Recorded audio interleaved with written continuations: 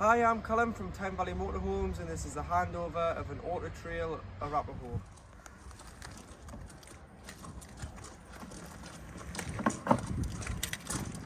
Can you look at that? Definitely, Cal, unless you get authorization, I definitely just be ordering tyres and stuff for it because I don't need it. On the back one, does it on the black one? Doesn't, man. Does, man, they're cracked. It doesn't complained about them. Doesn't matter. As long as like it's just went through an MOT or whatnot. Hasn't, it's due an MOT, the both there. Well, you need to get like authorization for it before Well, I you did order get authorization from JB to get all the service parts for the car. the service parts, yes, but not the tyres. You didn't. But it's just because obviously he's not going to want to spend money if it doesn't need them. You know what I mean? But I'll mention the cracked ones, but just be careful because you might get yourself into bother if you just order stuff. Because he'd be like, Jeff saying to me, does it need tyres? I'm like, well, I don't know. He says, well, Callum's ordered some, and then when we went to look at it, they're mint. So just be careful because you might get yourself, especially where everything's gone on, mate, that's all. You didn't want to be leaving yourself open, so unless Johnny tells you or whatever, then it's different day. Tired of that, man. Go, joke. No. Oh, Come on, put it back on. To operate your cassette, so this is your cassette locker, which opens with your round-headed key, which is your habitation key. Press the both catches in on the lock once you've opened the lock on the left-hand side. And then to get the cassette out, what you need to do is you need to lift the handle and slide the cassette out of the vehicle. You can then either carry it or you can wheel it to your waste disposal point, which is beside your toilet block. And then it's very simple to empty. All you need to do is remove the grey cap, press the orange button there at the back just to allow a bit of air in, stops it glugging, gives it a consistent flow when emptying the cassette. Empty the cassette. Once you have emptied it, there's normally a tap there, so you put some water in here, give it a final rinse before going in with a cap full of green or blue chemical straight into the cassette, and then you can put it back into the van and it can be used.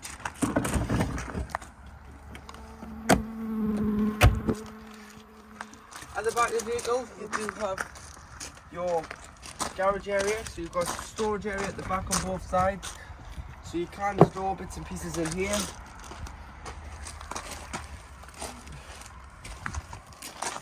And then on the back of the vehicle you've got your high level brake light, and built into the surround underneath you do have your reversing camera, followed by a bike rack. So this is a 3-person bike rack. So you pull the rail down, pop your wheels into the chocks which move along the rail, and then you've got some straps here to strap the spokes, goes round the spokes and straps the wheels to the rail. And then you've got your last bike, your second bike and your first bike arms there. So what they do is they clip round the crossbars of the bike and hold the top of the bike as the wheels are held from the bottom. And then what you do need to do is put some sort of bike lock around the frame of the bikes and the bike frame on the vehicle, just to stop the bikes from being stolen if the vehicle was left unattended. Underneath here, if you remove your auto trail badge with the round-headed key again, you've got a big nut under there. Then you can remove this whole GRP panel, and there's a full-size spare wheel. The same access to the garage. Water, so this is your fresh water filler point. So using the habitation key again, this is a lockable cap. So when it's just spinning, it's locked. When you're able to push it in and grip it, pull the cap out, it's open. So what you'll need is a hose pipe with some hose pipe connections, as it's mainly just a brass tap on site. Pop the flat end of the hose into the vehicle and connect the hose with the connections to your brass tap on site. Wait until it either overflows or until you're happy you've got enough water on board, and then this is when you know that you've got fresh water on board.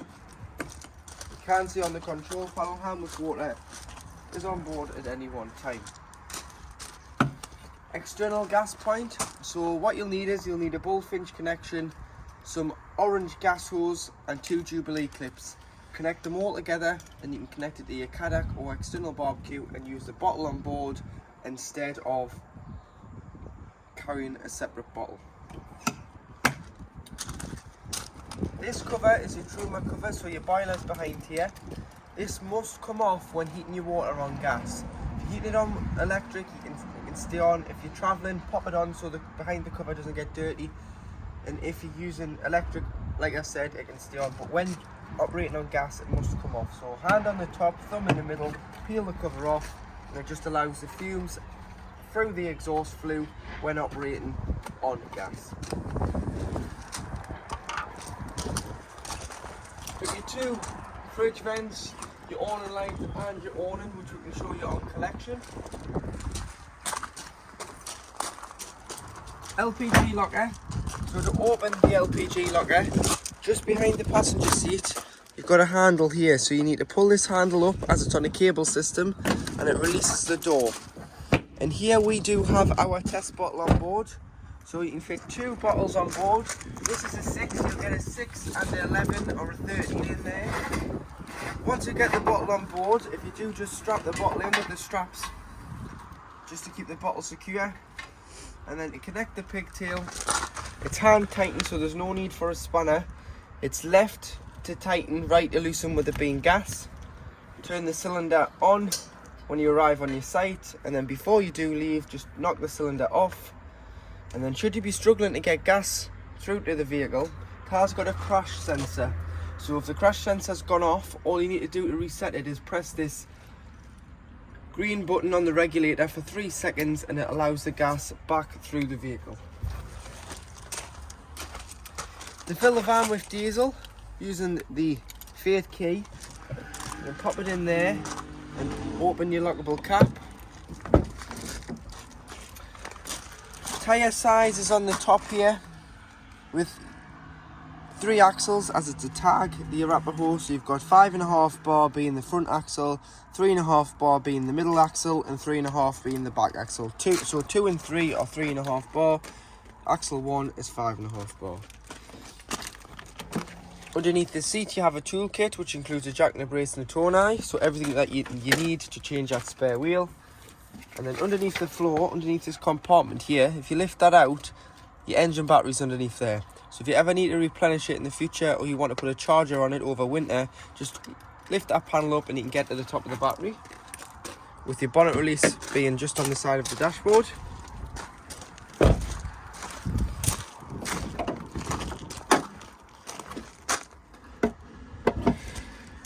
So coming to the left hand side, you've got all your fluids. So you've got your screen wash there, which is the main one you're going to need.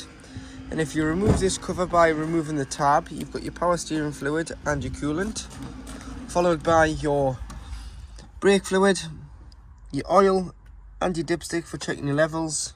This is your paint code, so 691 Grigio Ferrero Grey. This is your weight plate, so 5 ton gross vehicle weight. If you were to put a tow bar on, you can tow a ton behind it. So the motorhome, whatever you're towing, can't exceed 6 ton. And then you've got your front, middle and back axle weight, as it's on the Alco chassis. So that and that both are the same. This is just when it was a chassis cab. That's when it's been converted to a motorhome, but it is on an Alco chassis, so that's all the same. This little bolt here is your earthing point for giving or receiving a jump start. And then if you go between your air filter housing and your passenger headlight, just here, this is your positive for giving or receiving a jump start. So to operate your 12 volt control panel, so if you're hooked up, you'll get this little icon here, which means you're receiving 230 volt. If not, you will just get whatever is in your leisure battery, which is just 12 volt. So this here is your master switch. So it turns the vehicle on and off, followed by your pump, so you can turn your pump on.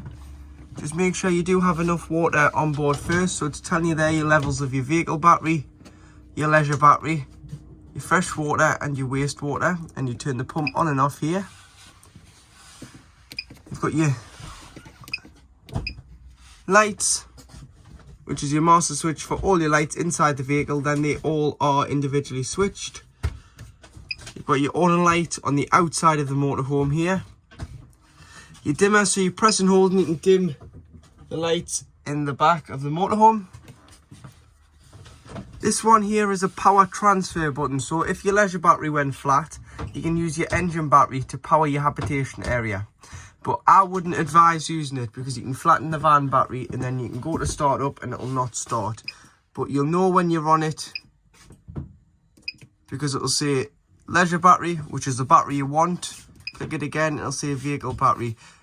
It never should say vehicle battery because it is using the van battery, and you want to make sure that it's using the leisure battery, so you can see the leisure charge, the capacity, the amperage of your solar panel, which when hooked up goes to sleep because the hookup is bringing in bigger voltage, and the amperage currently coming off the battery. And then finally you do have your tank heaters, so if you're away in the winter and it's going to freeze, you can put your tank heaters on overnight and it will stop the water from freezing. This is your control for your gas water heater, this side. So when heating the water on gas, you do need your cover to come off on the outside of the vehicle. So you've got off in the middle, and then you've got two options. You've either got 50 degrees of heating your water or 70 degrees of heating your water. It's entirely up to you how hot you want your water, but your water capacity in your boiler is only 10 litres. So it's 10 litres at any one time. And then this side you've got your ultra heat, so heats the vehicle on 230 volt. So 1 to 9 is your thermostat. 9 is equivalent to 30 degrees, so you can choose your temperature of how hot you want the inside of your motorhome. On the O here, it's off. You turned up to 2000, which is 2 kilowatts of mains electric. So you can use that mainly in this country on all the big camping and caravan and club sites. But if you're on a smaller CL site, you may have to drop to 500 watts or 1000 watts, which is 1 kilowatts. But ask your site what amperage they give you will determine what you can run. So if it's 12, sometimes it can be 12 or it can be 16 amp. So if it's 12 amp, you may have to use 1000, but if it's 16, you can use 2000. But make sure that you don't overload the vehicle. So if you've got the heating on, the microwave, the hot plate, the fridge on electric, you're then going to plug a toaster in or a kettle, it may be too much for the vehicle. So drop the heating down or turn it off when you use other appliances if you're going to draw a large current from the hookup. But that's how you'd use the heating. So you've got 2000, 2 kilowatts off, half a kilowatt, 500 watts or 1000, and then 1 to 9, 9 being 30 degrees, so somewhere around 5 is around 20 degrees of heating. So you can adjust the temperature to suit. So to heat your vehicle on gas, if you're wild camping, this is your Truma Ultra Fire. So you've got your gas side, so you push down, turn, and then ignite. Then you're looking for a flame through there, through the pilot hole, and you'll hear it roar once it lights. This is on gas, so when wild camping. And then you can either have it convect out the front, so you're using no 12 volt fan to assist it round the vehicle, which you would if you were wild camping, because you want that 12 volt leisure battery to last as long as possible, which is where you'd have it on 0 on this side. And then you've got two other sources. You've got O, so you've got 0, which convects out the front. You've got A, which is an automatic circulation around the vehicle, and this is your fan speed, 1 to 5. Or you can have it on M, which is manual, and you will then have to adjust the temperature and the fan speed, because on A it'll cut out once the vehicle reaches a certain temperature, 30 degrees. Once it reaches 30 degrees it'll cut out, and then once it drops it'll kick back in. But on manual it won't. You'll have to adjust the temperature and adjust the fan speed once it does get too hot. But you can use the fan on gas and electric, so you can use it with the electric side of your heating as well. Or if you just want to circulate the heat on its own, you can just put the fan on and choose your fan speed, and that'll just recirculate the heat that's already in the vehicle. But gas is this side, 1 to 5. Look through the pilot hole and you should see the flame when you've got your gas switched on. So where your boiler is located, in your rear lounge, just behind your wardrobe, there's a little switch here which is for your heating your water on electric. So Truma boiler EL 230 volt. This is the electric side, heating your water if you want on a site. Obviously you wouldn't waste your gas, you don't need to take the cover off with the electric side.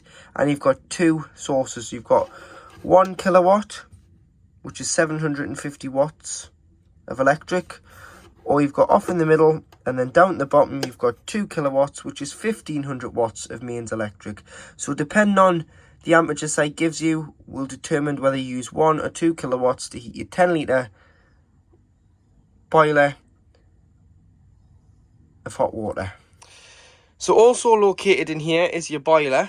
So your boiler holds 10 litres of water at any one time. So in the winter, when the vehicle's not in use, it's very important that you drain the boiler off. So you'll want to drain all the water out of the boiler, and to do so you need to lift this yellow toggle here into this position there. Leave it stood in that position, stood right up on end when the vehicle is not in use, because otherwise the cold temperatures could freeze the water in the boiler, and then it's not covered under warranty because it's your responsibility to drain it off. So stand that up on end. Then what you want to do is you want to open all your taps within the motorhome, so that if any water's in any pipelines, it's got the chance to run straight out the tap and down the waste.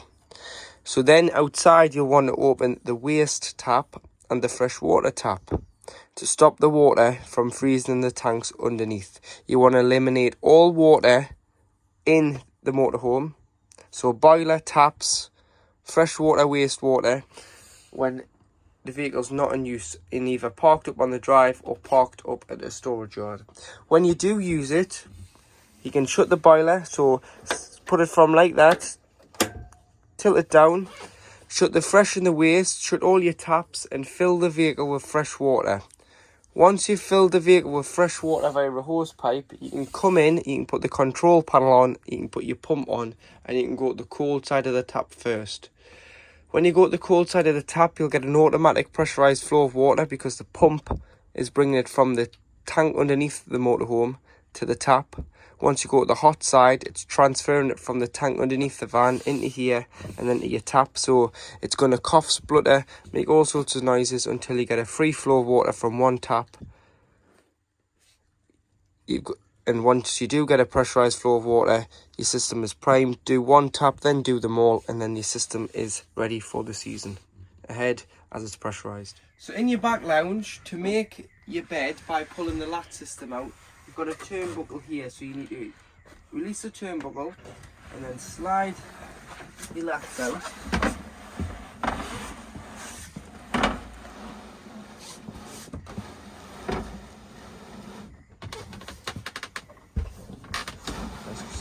Slides all the way until these two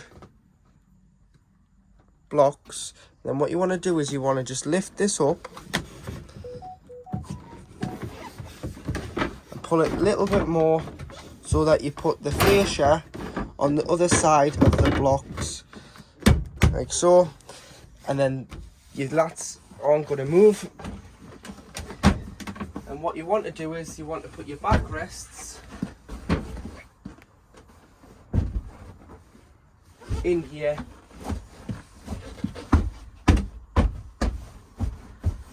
and that forms your bed. By all means, you can take this section away at the back to give you extra long, because it's not like a double bed, it's more like a king size bed with the size of the vehicle. And you can turn your other cushions upside down to give you a flatter surface to sleep upon. So in the washroom, to operate your toilet, what you've got to do is you press the blue button, but when you press the blue button, this white fan button will start to flash, which is a 12 volt fan. So you press it, it'll go from flashing to a solid light, which means it's stopped. You can then press the blue button, which is your flush, and you'll get flush in your toilet.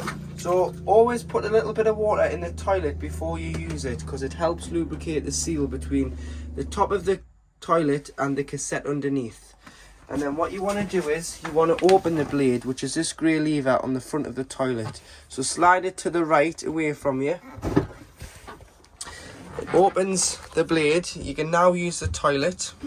Then you give it a flush after use. and you want to slide this back to the left. If you've bought the twin pack of Aqua Chem Blue and the pink, obviously the pink doesn't go anywhere, doesn't have a separate header tank, it's freshwater flush. But what you can do is you can dilute it with some water in a spray bottle, spray the bowl, it'll clean the bowl and it'll give a fragrant smell, and then flush after. And then once the cassette is full, you'll get 3 green lights underneath here, which will go to a red light, which means the cassette's full and it's now ready to change. Empty the cassette and replenish it with chemical. Toiletry cabinet underneath your sink with the light switch on the side of the upper toiletry cabinet. Towel rail.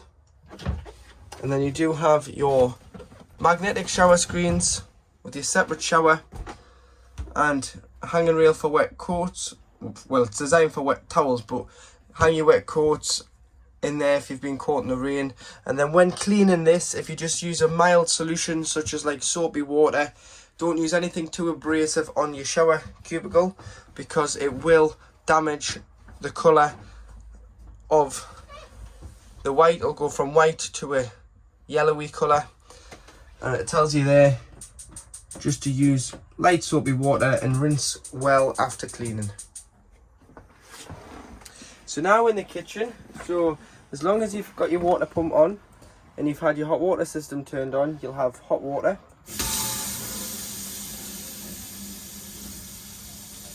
And that water is getting up the temperature there.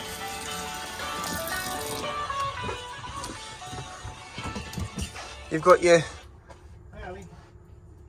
cups, plate, bowls and plate rack in there. So cups, bowls and plates.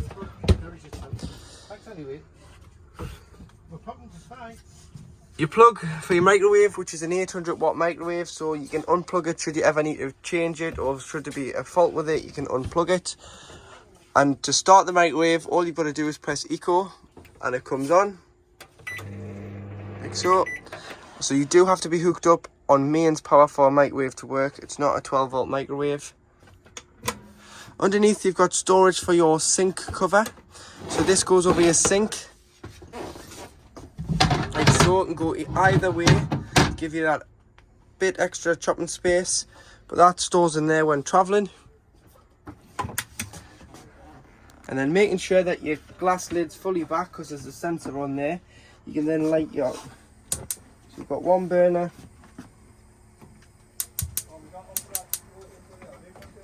two burners, and then 3 burners which are lit. So allow these to cool fully. And you've also got your electric hot plate before you put your lid down, because if it's too hot you can shatter the glass. And then below you've got your grill, and below your grill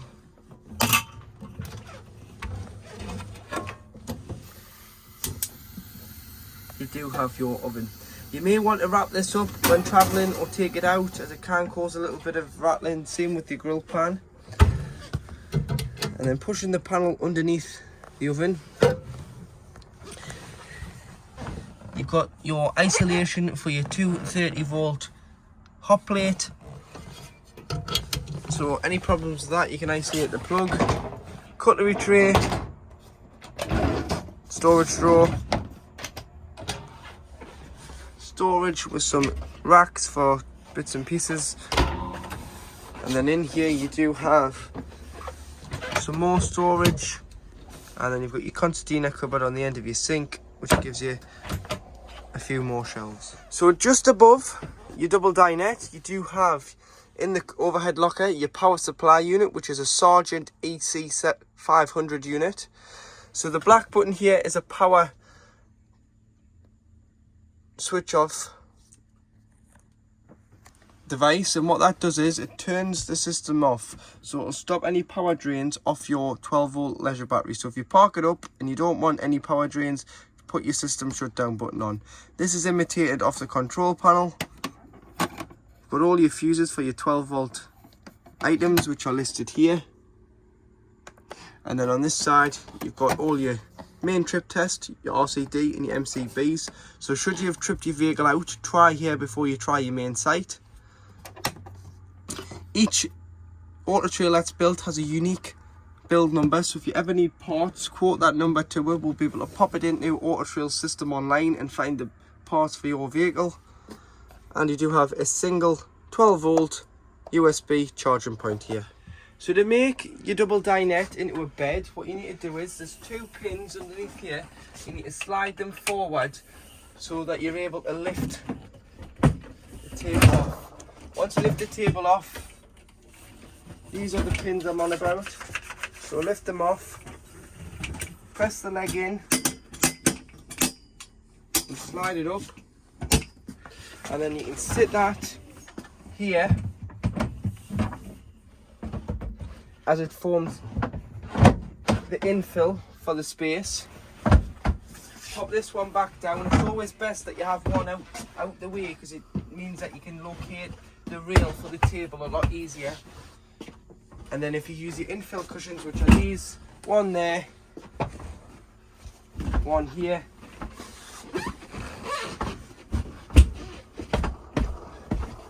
there you have formed a bed, double bed out of your double dinette. So above the cab, with it being a high line, you do have an additional double bed. So this is in the storage position, so that you can get in and out of the cab a lot easier without banging your heads. When you want to make it into a bed, what you've got to do is pull this forward, turn the mattress over and pop the ladder on the front so you can get up and down into the bed. You do have this section here, which this pole goes through here, this webbing, and it clips onto either side. So if you are putting children up there, it stops them from falling out on an evening. And then when you finish with it, you turn your mattress over and push it back. You can store light things up here when traveling, like extra bedding, but don't put anything too heavy up there when driving in case it does come down. But light things like extra clothing or bedding can be stored up here when traveling.